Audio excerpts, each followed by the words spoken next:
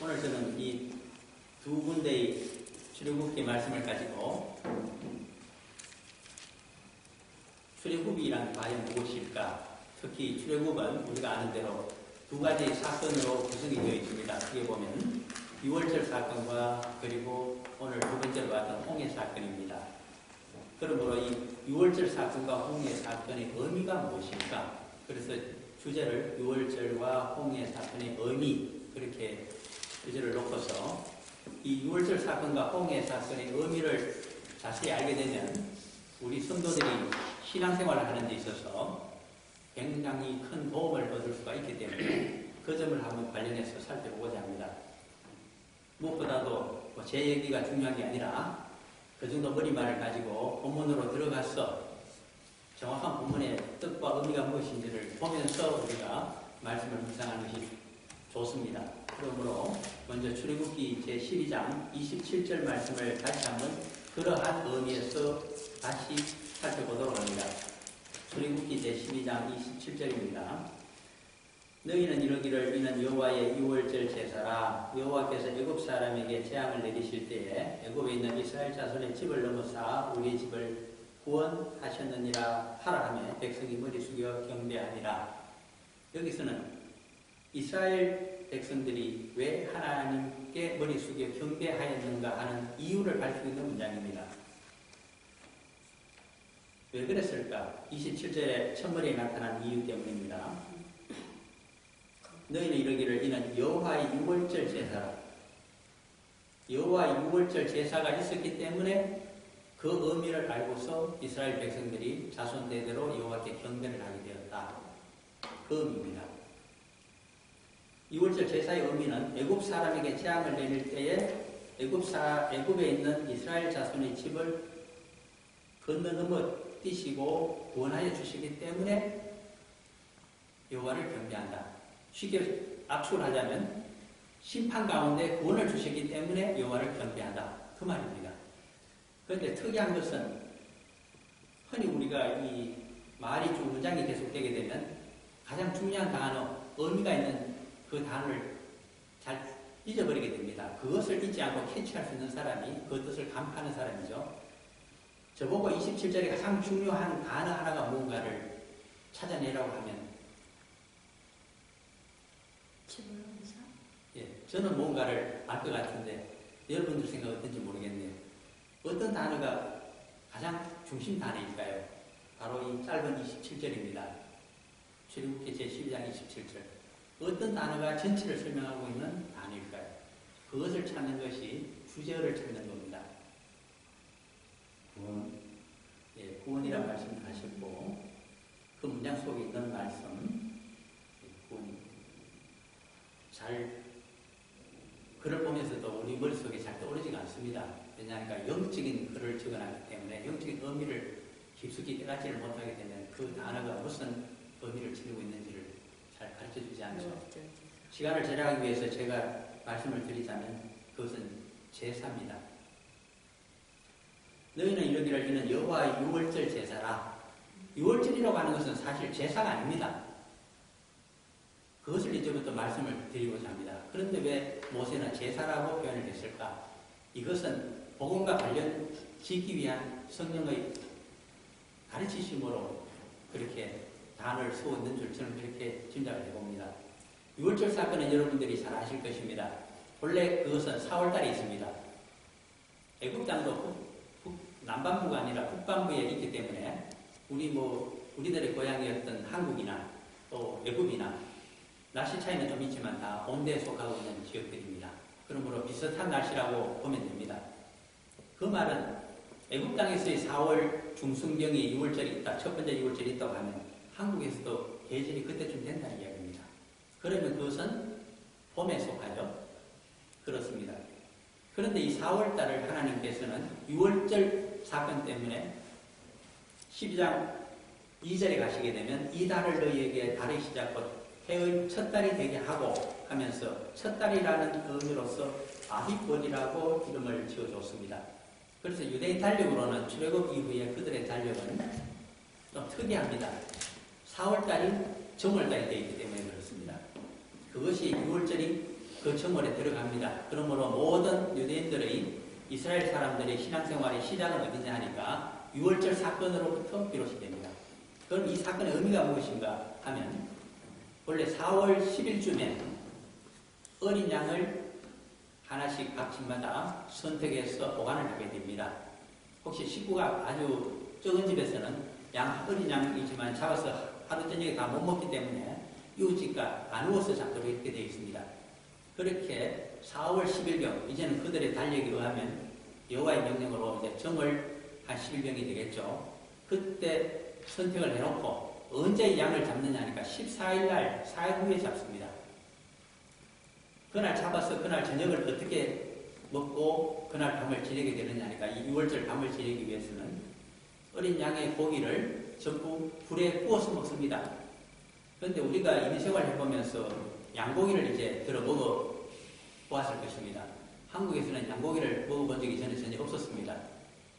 여기 와서 먹게 되니까 그 고기 맛이 쇠고기보다 별로 좋지가 못했던 것 같아요. 그리고 사실 누린내가 더 납니다. 그러면 그것을 어떻게 하면 불에 구워서 그냥 먹을 수 있는가? 이 누린내 때문에 쉽게는 그냥 못 먹습니다. 그래서 성경에는 우슬초라는 말이 바로 12장 21절에 보면 22절에 우슬초 묶음할 때 우슬초가 나옵니다. 이 우슬초라고 하는 것이 히삽이라고 영어로 사용하는데 이것이 바로 3, 4월경에 애국 사람이나 유대인들이 그 지역에 많이 나기 때문에 채취를 해놓는 식물입니다. 어디다 사용하는가? 이 히삽은 우슬초는 그것을 원래 허브로 사용합니다. 어디에 쓰는 허브인가 하면 양고기를 구워서 먹을 때에 누린내가 나기 때문에 그것을 없애주는 양념이 바로 이 우슬초 양념입니다. 그러면 이제 이해가 되실 겁니다. 왜 우슬초를 가지고 나중에 그 피를 바르게 되는 것도 집집마다 이 계절이 되면 양고기를 주로 먹기 때문에 그것이 누린내가 나는 것을 없애기 위해서 반드시 이 양념을 채취해놔야 되니까 우슬초를 그때 거두어서 보관을 하고 거기서 허브 양념을 구하고 있다. 그렇게 이것은 말씀이 연결되어 있는 말씀입니다.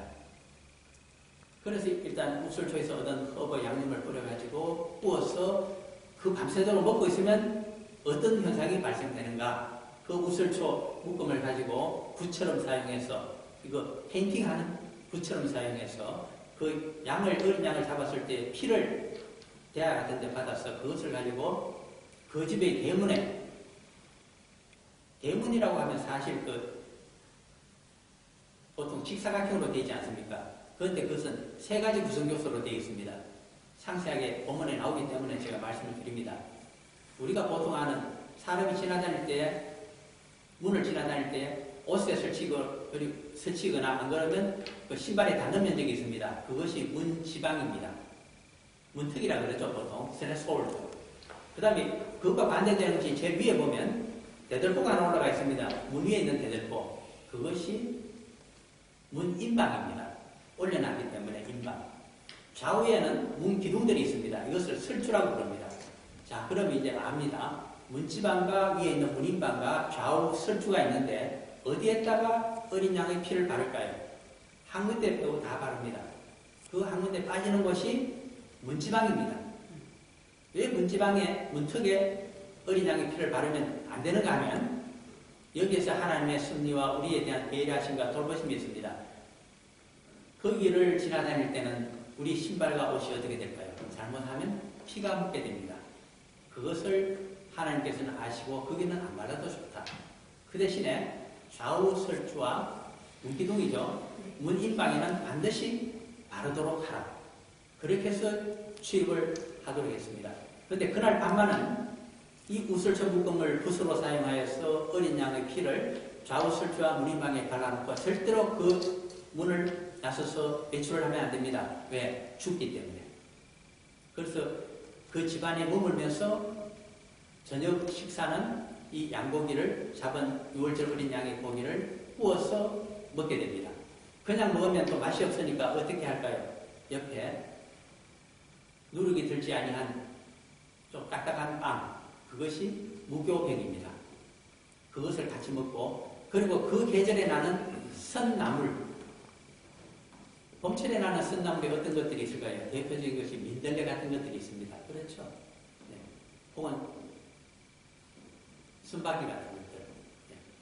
우리 한국에는 또 인동초도 있다 그러는데 어쨌든 그 순나물들하고 민들레 계통이 아니었겠는가 같이 해서 먹게 됩니다. 그렇게 먹고 있는 사이에 역사가 발생합니다. 그것이 제사로 받아들여서 6월절 어린 양의 제사로 받아들여서 하나님이 그들의 죄를 사해 주십니다. 죄를 사해 줬기 때문에 심판 가운데 구원을 받습니다. 어떻게 받게 되나요? 그날 밤에 애굽 땅에 하나님의 10번째 재앙이 임합니다. 그것은 이미 예고해 준 대로 애굽 땅에 있는 모든 장남들 전부 쳐 죽입니다. 그리고 사람뿐만 아니라 가축의 처음 난 새끼, 초태생이라고 합니다. 그것도 전부 죽임을 당하는 날입니다. 그것이 어떻게 가능할까요? 가능합니다. 여러 번 그런 일이 있습니다만 소돔과 고모라 사건이 창세기에 있었죠. 노아 홍수 사건도 물론 있었습니다. 역사적인 사건을 이스라엘 역사 가운데 나중에 역사를 보게 되면 또 있습니다. 그것은 주전 701년경에 아수로 제국 사네비 황제가 많은 대군을 이끌고 유대 땅, 다윗 왕조 유다 왕국을 두 차례 침입을 했습니다. 두 번째 침입이 주전 701년에 있게 됐는데 그때는 대군을 몰고 들어왔기 때문에 히스기야 왕이 막을 힘이 없었습니다. 처음에는 어찌어찌 해서 많은 돈을 주고 화해 정책을 해서 잠시 물러가는 척하다가 재차 침입을 했기 때문에 이제는 여력이 없습니다. 돈을 주고 화해를 하려고 해도 재물이 없고 군대로 막으려 해도 군대가 약합니다. 그대로 꼼짝없이 당했습니다. 전 국토가 적의 말발굽 아래에 짓밟혔습니다. 오직 남아있는 성이 하나밖에 없었습니다. 그것이 약 평균 780m 높은 산지에 자리 잡고 있는 예루살렘 성뿐이었습니다. 그것을 포위했습니다. 사네리비 군대가. 여러 날 포위를 했더니 그 포위 가운데서도 히스기야 왕과 백성들은 거기에 갇혀있는 귀족들은 기다리고 있는 구원병이 하나 있습니다. 무엇일까요? 애굽의 군대가 원병으로 와주기를 기다리고 있었습니다. 그런데 그 군대마저 중간에서 그 전략에 밝은 사네립 황제에 의해서 매복병에 걸려서 격퇴를 당하고 말았습니다. 그 소식을 듣고서 히스기야 왕이 절망을 하게 됩니다. 절망을 하게 되니까 마지막으로 성전에 들어갔습니다. 가장 자기 신의 평생에 있어서 두 번째로 겸손하게 하나님 앞에 무릎을 꿇었습니다. 그때 역사가 발생을 했는데 너 히스기야를 위해서는 이 나라를 구해주지 않지만 다윗 왕을 위해서 여호와의 영광을 위해서 나를 모독하고 있는 저 무신론자들인 아수르 군대를 쳐부수기 위해서 내가 예루살렘 성을 구원해 주겠다고 하시면서 그날 밤에 하나님의 사자를 보내어서 18만 5천 명 아수르 군대를 전멸시켜 버렸습니다. 그것이 역사서에 나와 있는 열왕기 상이 되겠습니다. 열왕기 하로 가야 되겠군요. 열왕기 하에 19장 쪽에 나와 있는 내용이고 이사야서에서는 39장쯤에 또 38장 39장에 기록되어 있는 내용들입니다. 그러므로 하룻밤에 18만 5천 명의 적군을 전부 몰살시킬 수 있는 것이 하나님의 능력입니다. 애굽 땅에서 뭐 이 정도 장남 정도 초태생 정도는 전멸시켜버리는 역사가 발생했습니다. 그래서 우리가 읽어본 바에 의하면 12장 29절 30절의 내용이 그것입니다. 쉬운 말로 그날 밤에 6월절 날 밤에 줄초상이 났습니다. 그러면 어린 양의 피를 그 문 인방과 좌우설저히 바르지 아니한 집 속에 있는 사람들만 전부 이렇게 심판을 받았습니다. 그렇다면 이제 생각을 해봅니다. 애국 사람들에게는 모세와 아론을 시켜서 6월절 양 제사를 지내라고 얘기한 적이 없습니다. 그러므로 그들은 전부 장자의 죽음을 맞이했습니다. 이스라엘 사람들에게는 말을 전했습니다. 그들은 6월절 제사를 이런 모습으로 지내고 있었던 자들은 그 집안에 있었으면 다 구원을 받았습니다. 그런데 12장 뒷부분으로 가게 되면 이런 말이 나옵니다.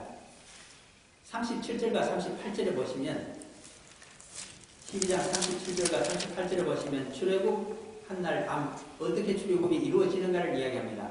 같이 읽어볼까요? 이스라엘 자손이 라메스를 떠나서 수곳에 이르니 이와 외에 보행하는 장dig이 60만 가량이요 수많은 잡족과 양과 소와 심이 많은 가축이 그들과 함께 하였으며 38절에 있는 내용입니다. 수많은 잡족과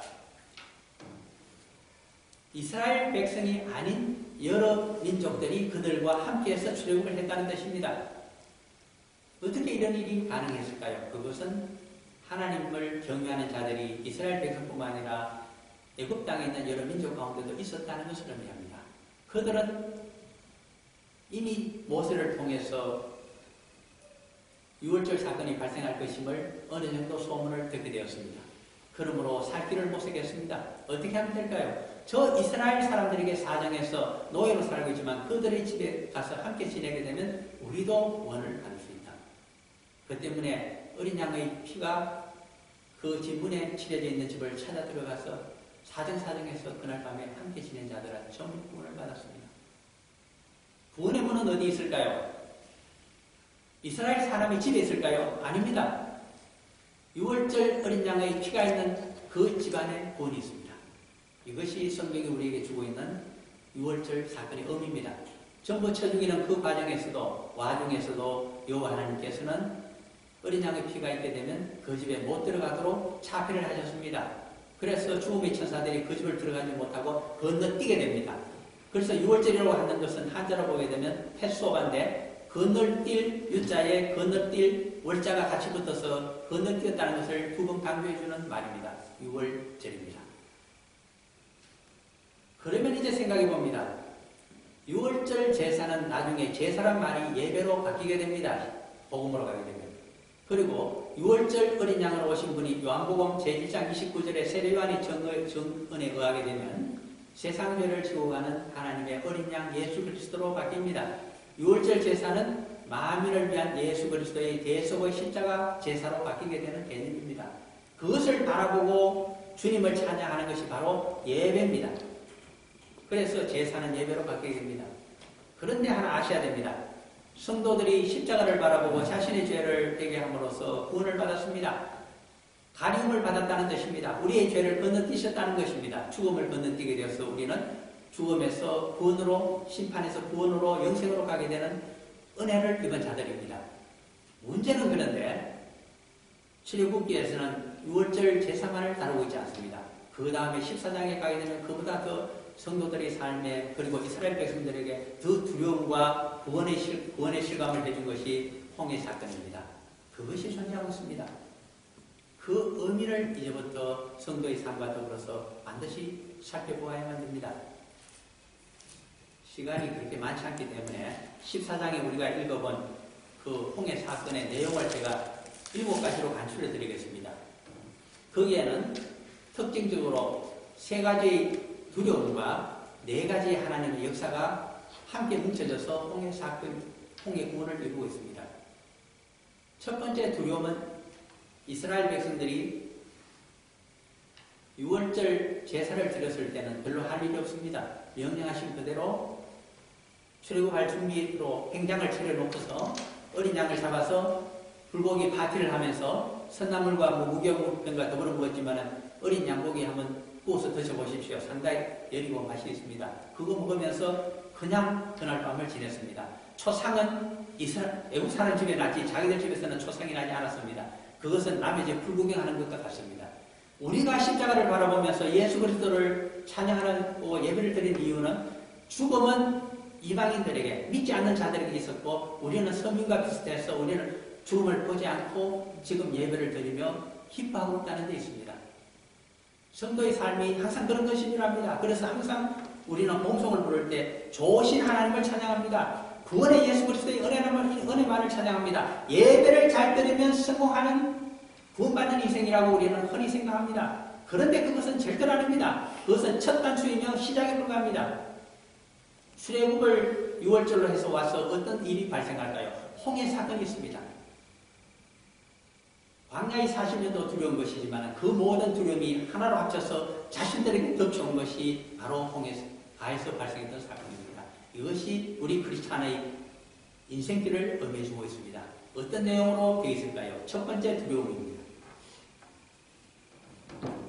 주님께서 부활하셨고 성령께서 임재하셨고 부활의 영과 더불어서 우리 인생을 영적으로 인도해 주신다고 성경에서는 복음서에서 사도행전에서 그토록 강조하고 있습니다. 그 그럼에도 불구하고 세상살이를 하고 있는 크리스찬 성도들에게 첫 번째 다가오는 두려움이 있습니다. 그것은 무엇일까요? 출애굽기 14장을 보게 되면 홍해 가에 그들이 천막을 치고 야영을 하려고 하는데 앞쪽에는 홍해요, 뒤쪽에는 높은 언덕이 자리 잡고 있습니다. 그 언덕의 이름이 믹돌이라고 합니다. 거기에는 파수꾼을 세웠는데 전망대가 있어서 멀리 조망을 할 수 있는 그 위치가 있습니다. 앞에는 홍해요, 뒤에는 높은 언덕이 있기 때문에 그 사이에 갇힌 마치 테러를 차단당하고 갇혀있는 병에든 지와고 같습니다. 그런데 거기를 애국의 군대가 추격을 해옵니다. 자신들을 체포하고 다시 노예로 데려가려고 하고 반항하게 되면 죽이려고 합니다. 앞쪽에 다가오는 데는 600대의 전차가 앞장을 쓰고 수많은 기병대가 달려옵니다. 그 길을 보병들이 뒤따르고 있습니다. 바로와 애국의 지휘관들이, 일선 지휘관들이 전차를 타고 얼마나 무슨 속도로 활을 가지고 달려오는지 모릅니다. 도망갈래야 할 수가 없습니다. 앞에는 홍해요, 뒤에는 높은 언덕 믹돌이 있으니 어디로 갈 것입니까? 옆으로 도망을 쳐야 되는데 사람의 발걸음이 그 전차와 기마병들이 그 빠르기를 당할 수가 없습니다. 그래서 그 두려움 가운데 이제는 죽었구나. 그래서 그들은 모세를 원망하면서 부르짖기를 시작했습니다. 하나님께서 살려달라고 하는 것. 무엇을 의미하고 있을까요? 성도의 삶에 있어서 진퇴양난이 반드시 오게 된다는 것입니다. 그때 하나님을 원망할 것인가, 하나님께 구원을 다시 부르짖을 것인가, 우리에게 선택을 하라고 하는 말씀이 여기에 홍해가에서 발생합니다. 그랬더니 모세에게 하나님께서 야단을 치십니다. 너는 어찌하여 백성들을 어떻게 인도할까 두려워하면서 나를 쳐다보고만 있느냐. 믿음을 가진 자는 내 뜻대로 내 명령대로 하라. 너의 팔을 내밀어서 홍해에 대고서 여호와의 명령을 전달하라. 홍해여 갈라지라. 외치라는 것입니다. 그래서 홍해가 갈라집니다. 그 사이에, 홍해 사이에 사람이 지나갈 수 있는 길이 생기기를 시작합니다. 절대절명의 죽음의 위기 앞에서 하나님께 부르짖게 되면 반드시 살 길이 열린다는 것을 홍해 사건을 통해서 우리 신앙의 인생길 가운데 가르쳐 주십니다. 그래서 시편에서도 이야기하고 있습니다. 우리를 인도하시되 죽음의 문 앞에서 우리에게 상급을 베푸시는 여호와 하나님을 기억하라고 하십니다. 아직 여유가 있을 때는 하나님의 구원과 그리고 홍해가 갈라지는 사건이 우리에게 별로 기적처럼 나타나지 않습니다. 그러나 정말 죽음을 목전에 두고서 이제는 죽었구나 하면서 유일한 희망이 하나님의 구원의 역사밖에 없다고 우리가 믿고 간절히 믿고 있을 때는 홍해가 갈라지는 역사가 있기 때문에 지금까지 성도들이 삶을 이어오면서 승리의 세월을 살고 있습니다. 그러나 홍해 속으로 들어가기 위해서는 얼마나 두려운지 모릅니다. 두 번째 두려움이 거기 있습니다. 그 깊은 홍해의 물이 양쪽으로 갈라져서 마치 높은 빌딩처럼 양쪽에 쌓여있어 출렁거리고 있습니다. 그 속에 길이 있는데 계속 동쪽 바람을 불게 해서 밤새도록 그 길을 물기가 빠지고 해서 마른 길로 만들어 두었습니다. 그런데 그 길을 이제는 한 사람 한 사람씩 자신의 발걸음으로 걸어서 그 길을 몇 킬로미터인지 모릅니다. 지나가야만 됩니다. 적어도 10km 이상의 그 길을 양쪽 벽을 바라보면서 걸어가야 됩니다. 이것이 성도의 삶이며 인생길이며 철로인정입니다. 성도의 삶, 언제 그 물이 합쳐져서 흐르게 되면 죽어버릴지 모르는 삶을 살아가고 있는 것이 우리들의 신앙생활이고 구원받은 자의 그 후의 삶입니다. 되돌아보시기를 바랍니다. 한치 오차도 없습니다. 그 두려운 인생길을 걸어가게 하십니다. 항상 적은 우리보다 두렵고 자연계의 그 넘실거리는 물은 우리보다 힘이 무척 셉니다. 그 길을 걸어가야 되는 것이 우리 신앙인들의 삶이며 우리들의 인생입니다. 안전지대는 있을 수가 없습니다. 유일한 우리들의 희망과 보호하심은 여호와께로부터 오게 됩니다. 어떻게 오게 되었을까요? 첫 번째, 홍해가 갈라져서 이스라엘 백성들이 홍해로 들었을 때까지 추격하는 애국 군대를 하나님께서 막아주셨습니다. 앞에 구름 기둥을 인도하고 있던 하나님의 사자가 뒤로 가서 애국 군대 사이에 섰습니다. 구름 기둥도 뒤로 물러났습니다. 그러면서 애국 군대에게 흑암이 깃들도록 해버렸습니다. 앞이 캄캄하게 보이지는 않습니다. 그래서 그들은 전진하지는 못했습니다. 그 반면에 이스라엘 백성들이 있는 곳에서는 불기둥으로 밝게 빛나도록 했습니다. 그래서 밤새도록 말려버린 그 바닷길 사이에 길이 마른 땅이 되자 건너가기를 시작한 것입니다. 어느 정도 강을 건너게 되었습니다. 그때 구름 기둥을 앞쪽으로 옮겨버리셨습니다. 그러자 앞이 환히 보이는데 새벽이 다가오는데 보니까 이스라엘 백성들이 홍해를 거의 건너가고 있습니다. 애굽의 군대는 추격을 해서 그 홍해 사이로 들어오기를 시작했습니다. 얼마나 빨리 들어오는지 모릅니다. 그들은 전차가 있고 말을 타기 때문입니다. 그때 하나님께서 두 번째 구원을 시행하십니다. 그대로 바닷속에서 따라잡지 못하도록 그들에게 대혼란을 일으켰고 그리고 전차의 바퀴가 다 빠지도록 만들어 버렸다는 것을 성경이 기술을 해주고 있습니다. 그것이 두 번째 보호하심입니다. 세 번째 하나님의 역사는 무엇이 있을까요? 인생 가운데. 그것은 모세를 시켜서 다시 손을 내밀어 홍해와 물이 합쳐라고 부르짖도록 만드셨습니다. 그러자 새벽이 되어서 이스라엘 백성들은 전부 반대쪽으로 빠져나가고 아직 애굽의 군대는 빠져나오지를 못하고 전진하지를 못하고 있는 그때에 홍해물이 다시 합쳐서 흐르기를 시작했습니다. 그래서 얼마나 많은 군대가 그 수는 모르겠지만 전부 수장이 되고 수몰이 되고 말았습니다. 세 번째 두려움이 나타납니다. 그래서 새벽에 반대쪽으로 도망을 쳐나왔던 이스라엘 백성들이 자신들의 눈으로 수많은 군대가 사람들이 전부 익사당에 있는 그 시신을 보게 됩니다. 이것이 가장 두려운 일입니다. 6월절 사건 때는 자신들의 눈으로 죽음을 보지를 않았습니다. 죽은 자를 볼 수도 없었습니다. 그것은 애굽인들의 집이었기 때문입니다. 십자가상에서 우리는 많은 사람이 죽는 모습을 볼 수가 없습니다. 오직 예수 그리스도만이 거기 십자가에 매달려서 죽음을 당하시고 계시기 때문입니다. 나의 일이 아닙니다. 사실은 십자가는. 우리는 예배를 드리면서도 크게 자신이 죽음에서 구원받았다는 감격을 누리지를 못합니다. 왜냐하면 나 대신 예수님이 돌아가시기 때문입니다. 애굽인들이 장자가 죽었습니다. 나의 장자는 다 살아남았습니다. 그런데 어떻게 예배의 감격이 그렇게 클 수가 있겠습니까? 6월절 사건은 어떻게 생각하면 곧 잊혀지는 사건입니다. 그래서 이스라엘 역사 가운데 6월절 사건을 기념하는 예배가 그렇게 성대하게 이루어진 적이 거의 없습니다. 나중에 종교개혁을 몇 차례 하게 됐을 때 그때 가서 예를 들면 히스기야 왕의 아들이 므낫세 왕이고 얼마나 악한 왕이었는지 모릅니다. 그의 손자 때 가게 되면 요시야 왕이 나타납니다. 그는 어려서 저교에서 나중에 10몇 년을 지내면서 우연히 성전에서 율법책을 발견하게 됩니다. 모두 사라져버린 율법책들입니다. 얼마나 므낫세 왕이 그의 할아버지 왕이 악했든지. 종교기사도 거의 다 사라지고 없었습니다. 그때 그 율법책을 발견하고서 요시야 왕이 읽어서 얼마나 통쾌했는지 모릅니다. 사라져버린 6월절을 다시 성대하게 국가적인 행사로 치르기 위해서 그가 얼마나 노심초사했는지 모릅니다.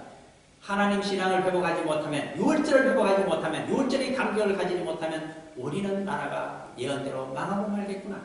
그래서 그렇게 했습니다마는 39살 젊은 나이에 죽고 그의 아들 세 사람이 왕위에 올랐고 손자가 왕위에 올랐지만은 그러나 이미 약소국이 되어버리고 결국에는 오래가지 못하고 몇십 년 후에 다윗 왕도 유다 왕마저 신바빌론 제국에 의해서 멸망을 당하고 맙니다. 성전은 불타버리고 맙니다. 우리에게 무엇을 이야기해 주고 있을까요? 우리가 십자가 예수 그리스도의 구원을 그렇게 찬양을 하고 있습니다. 그러나 솔직히 얘기하려면 그렇게 감격스러운 것은 아닙니다. 왜? 아직 내게 실감되거나 체험된 것이 아니기 때문입니다. 그러나 인생길 가운데 진퇴양난의 구도의 무기라든가 목숨의 경각에 당하는 중병에 대한 말기 아니라고 하는 선고를 받아보십시오. 그때 가서야 납작 엎드리면서 모세처럼 부르짖게 됩니다. 홍해야 갈라지라고 하는 기적을 요청하게 됩니다. 그것이 우리 성도의 삶이며 인생이며 실질적인 신앙생활입니다. 그때 역사하시는 하나님의 놀라우신 역사를 바라볼 수 있어야 됩니다. 그래서 세 번째 두려운 것은 나도 하나님을 의지하지 아니하고 신앙생활 계속하게 된다면 저 애굽의 군사들처럼 모두 몰살을 당하고 말겠구나. 나뿐만 아니라 우리 집안도 우리 민족도 몰살을 당하고 말겠구나 하는 두려움을 가져야만 됩니다. 바로 그때에 나타난 것이 14장 제일 마지막 구절이었습니다. 신앙생활의 총 결론이 어디 있을까요? 그것이 출애굽기 14장 31절 말씀입니다. 한번 같이 찾아서 읽어보기를 바랍니다. 출애굽기 제14장 31절입니다. 다시 읽어봅니다. 이스라엘이 여호와께서 애굽 사람들에게 행하신 그 큰 명령을 서로 백성이 여호와를 경외하며 여호와 그의 종 모세를 믿었더라. 아멘. 하나님을 경외한다는 것은 우리 눈으로 그 죽음을 정확히 봐야만 됩니다. 그 가운데 내가 속하지 않고 구원해 주신 하나님의 능력이 네 차례나 홍해까지 있었다는 것을 우리가 홍해가를 걸어가면서 실제로 체험을 해야만 됩니다. 첫 번째는 추격하지 못하도록 구름 기둥으로 흑암을 가지고 막아버렸습니다. 두 번째는 홍해 속까지 따라온 그들의 바퀴를 벗겨버리고 그들이 어짓도록 대열을 갖추지 못하도록 만드셨습니다. 셋째는 홍해 물을 다시 기적적으로 흐르게 만드셨습니다. 네 번째는 도망가지 못하도록 완전히 그들을 몰살시켜 버리신 하나님의 그 놀라우신 역사를 바라봐야 됩니다. 왜 그러면 해안길 보통 2주일이면 애굽의 동쪽 해안에서부터 지중해안을 타고서 가나안 땅으로 들어갈 수 있다고 합니다. 그런데 그 길을 인도하지 아니하시고 홍해로 밀어넣어서 이와 같이 우회하도록 하셨을까요? 우리 인생길은 하나님 예수 그리스도의 십자가 구원을 받은 후부터 첩경 지름길로 가는 인생이 아니라 우리 생각과 달리 얼마나 둘러서 가는 인생인지 모릅니다. 그러나 거기에는 이유가 있습니다. 이 세상 악한 풍습과 우리를 추격하고 있는 못된 섭성으로부터 완전히 우리를 단절시키기 위해서 홍해 사건이 반드시 필요하다는 것입니다. 너희들이 세상의 노예로 살았는데 너희들을 추격해오는 세상의 저 애국 군대와 같은 잘못된 습관들, 버릇들, 악행들을 홍해 속에 수장시키기 위해서는 반드시 그 길을 걸어가야 되고 하나님의 역사를 바라만 봐야 되고 그 구원하심을 체험해야만 되고 두려우신 하나님을 우리가 우리 인생 가운데 보면서 우리의 예수 그리스도의 십자가의 구원이 어떤 의미를 갖고 있는지를 계속 묵상하면서 그래서 더 고맙게 여기고 신앙생활을 올바르게 살아가려고 하는 모든 교훈이 들어있는 것이 바로 이 대목들이라고 하겠습니다.